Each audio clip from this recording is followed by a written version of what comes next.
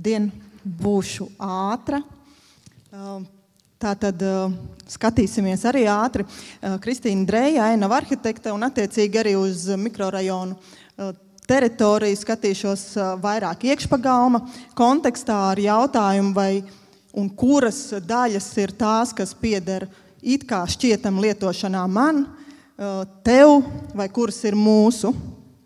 Un attiecīgi domājot no konteksta, kas tad ir Ainava arhitekts un kāda ir viņa kompetences, tad es netulkoju, jo tas izklausās labāk angļu valodā, bet tātad mūsu mērķis, tā vajadzētu būt, ir harmonizēt teritoriju, kurā mēs atrodamies un kuru cilvēks lieto ikdienā. Un domājot par šīs vietas saskaņu un tādu samērīgu saskaņu, tad mēģināsim to arī īstenot šajos pagalmos. Attiecīgi, ieliekot kaut kādās noteiktās kategorijās, mēs varam runāt par 3 struktūrām, kas ir sastopams šajās teritorijās. Tās ir horizontālā, vertikālā un zaļā struktūra. Attiecīgi, jūs droši arī zinat, par ko ir runa katras struktūras ietvaros. Nedaudz ekskursija par mikrorajoniem Latvijā. Rīga, Jelgava, Dobele, Liepāja tai skaitā, izejot cauri visām šīm struktūrām, kas ir sastopamas. Attiecīgi, kas mums ir nepieciešams kā iedzīvotājiem un pilsētas lietotājiem, kā ērti, viegli, droši pārvietoties un kā šīs vietas izmantot atpūtē jeb rekreācijai. Domājot par mikrorajoniem, šajā gadījumā apskatīja ne tikai padomju laikos būvētās teritorijas, bet arī tās, kas ir pēdējās apmēram 2 dekādēs veidojušās un kādas kvalitātes ir šajās vietās ienākušas. Attēls, kas norāda dažādību, jau daudzveidību attiecībā uz izmantotiem materiāliem, gājēju celiņiem, un šeit augšējā daļā, labajā stūrī, ir Drēliņu ēku komplekss, kas izmanto arī celiņu segumiem irdenos segums, kas attiecīgi arī ir lētāks materiāls, bet tai pašā laikā lietus infiltrējošs un izmantojams arī jebkurā citā renovējumā pagalmā. Vēl viena horizontālā struktūra brauktuves, tai skaitā arī stāvlaukumi, un šeit dažādie materiāli vēsturiski, kas tika izmantoti un arī kas tiek mūsdienās izmantoti, renovējot šos pagalmus, un atkal augšējā labajā stūrī stāvvietas, kurās ir izmantoti drenējoši cietie segumi, attiecīgi tādā veidā nenoslogojot lietsūdens kanalizācijas sistēmas. Laukumi, dažni dažādi, ar dažādu vēsturisko funkciju, kas mūsdienās arī īsti vairs neatrod iespēju funkcionēt dēļ tā nolietojuma savā ziņā un arī dēļ dažādiem objektiem, kas vienkārši ir pazuduši šajās teritorijās. Un savukārt šeit labajā zemākajā stūrī ir veids, kā mazināt ikdienas apsaimniekošanu attiecībā uz zālienu pļaušanu, šīs teritorijas nosedzot ar birstošo segumu, bet arī, kā jūs redzat, ilgtermiņā tas nestrādā. Dažādi laukumi attiecībā uz atpūtu, uz iespēju rotaļāties un sportot, un arī šie laukumi ar dažādiem segumu veidiem. Lielākoties šeit ir piemēri no renovētām teritorijām, un arī mēs varam izdarīt savus secinājumus, kur šī naudiņa ir bijusi liederīga izmantot un kur mazāk liederīga. Pārējot uzreiz pie vertikālās struktūras, jeb šiem labiekārtojiem elementiem, arī dažādi gan kvalitātes risinājumi, gan arī iespēja atpūsties, ne tikai sēžot, bet arī zvilnējot. Tas arī ir viens no jaunajiem mikrorajonu projektiem. Protams, atkritumu konteineru laukumi, Āgenskalna risinājums ar iebūvētiem konteineriem un arī, protams, renovētās teritorijās sastopamās iežogotās, ierobežotās vienības, kas attiecīgi arī ierobežo to publisku lietojumu. Runājot vēl par dažiem elementiem, kas ir mūsdienās ārkārtīgi svarīgi mobilitātei, tie ir velo novietnes un mūsu mazāko brāļu, četrkājaino brāļu namiņi, kuros tad attiecīgi arī iedzīvotāji gan parūpējas, viņus izvietot, gan arī ikdienā tur rūpi. Apstādījumi. Pie apstādījumiem runājot, ir pagalmi, kuros mēs redzam tikai un vienīgi zaļas plašas platības, un ir pagalmi, kur ir pietiekoši ar pietiekoši biezu kokauga apstādījumu, un ir arī daži atsevišķi eksemplāri, kas varētu kandidēt uz konkursā uz neglītāko eglīti, jeb neglīti, noteikti konkrētā rajonā.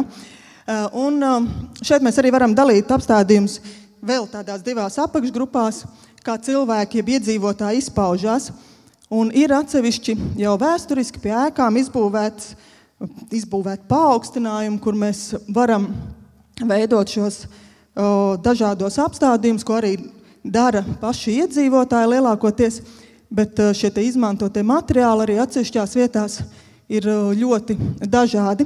Savukārt, kreisā pusē apakšējā attēlā mēs varam redzēt arī it kā šķietamu apstādījumu dobi, bet iepriekš tas ir bijis bērnu rotaļu laukuma smilšu kaste, un tagad tā ir pārtapusi par pieaugušo rotaļu vietu dārzkopības jautājumos. Savukārt ir vēl viena sadaļa, kādā veidā iedzīvotāji izpaužas attiecībā uz apstādījumiem, un šajā gadījumā arī centību pateikt, ka tas ir mans, un novilkt striktas robežas, vairāk droši vien attiecinot gan uz saviem kaimiņiem, gan arī uz apsaimniekotāju, kas šo teritoriju pļauj.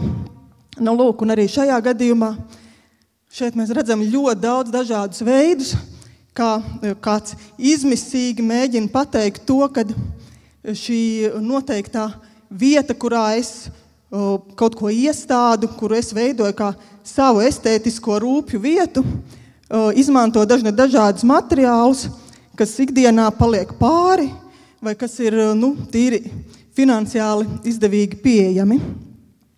Nu, lūk, un skatoties no šīs perspektīvas, atkal atgriežoties pie tā, kuras tad tās teritorijas daļas mums varētu piederēt visiem, kuras ir tās teritorijas, cik? Jā, tās teritorijas, viss es eju. Tātad attiecīgi nedomājot un vispār norobežojoties no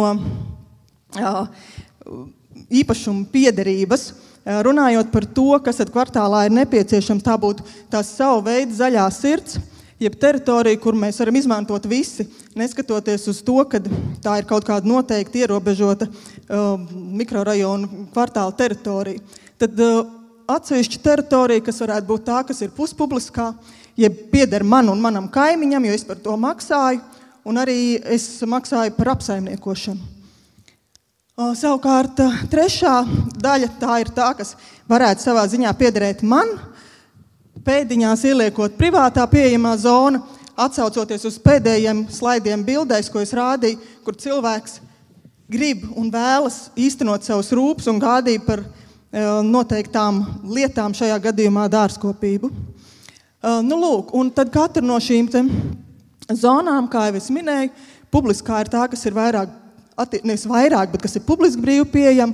Publiskā ir tā, ko lieto noteikts lietotāju skaits, automašīnas, kuru ierobežo dažādos veidos, kā mēs to paši zinām, tā skaitā atkritumu tvertņu laukumi un privātā zona vieta personīgo interešu realizācijai, kas varētu būt vienādā stilā iežogots nelielas teritorijas, jeb šie te saucamie arī savu veidu kopienu dārzi.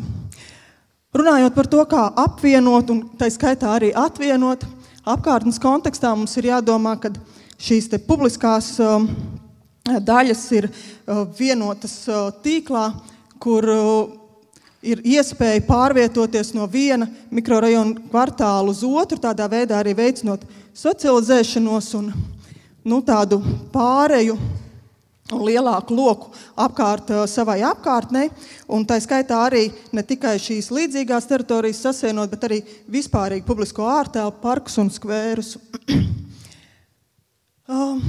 Jā, tātad, kā apvienot vietas kontekstā, jau iepriekš parādīju slaidos, norādot atsevišķas zonas, kas varētu būt publiski pieejamas un kas varētu būt privātas un puspubliskas. Mūsu tātad rekreācijas zona, dažādas iespējas šo vietu izmantot vairāk vai mazāk rekreācijai, tātad pasīvai un aktīvai atpūtai, veidojot to kā zaļu sirdi konkrētā kvartāla ietvarā. Šeit daži piemēri no Latvijas, tas pats Āgenskalns, Drēliņu mājas, Jelgava, parādot to, ka mēs arī varam izmantot materiālus, kas arī konkrētā vietā ir pieejami. Runājot par puspublisko telpu, vairāk domājot par to, ka iekškvartāls tiek izmantots īslaicīgai automašīnu novietošanai, operatīvam transportam, perimetrāli, izvietojot autostāvvietas ilgtermiņā. Jā, viss. Tātad pabeidzam. Brīnišķīgs soliņš Medzcity krāsās. Privātā ārtelpa, tātad vairāk domājot, tā skaitā arī par senioriem, par šīm te iespējām lietot noteikts teritorijas dārzkopības nolūkos. Un šeit arī brīnišķīgs piemērs ir no Dānijas. Jā.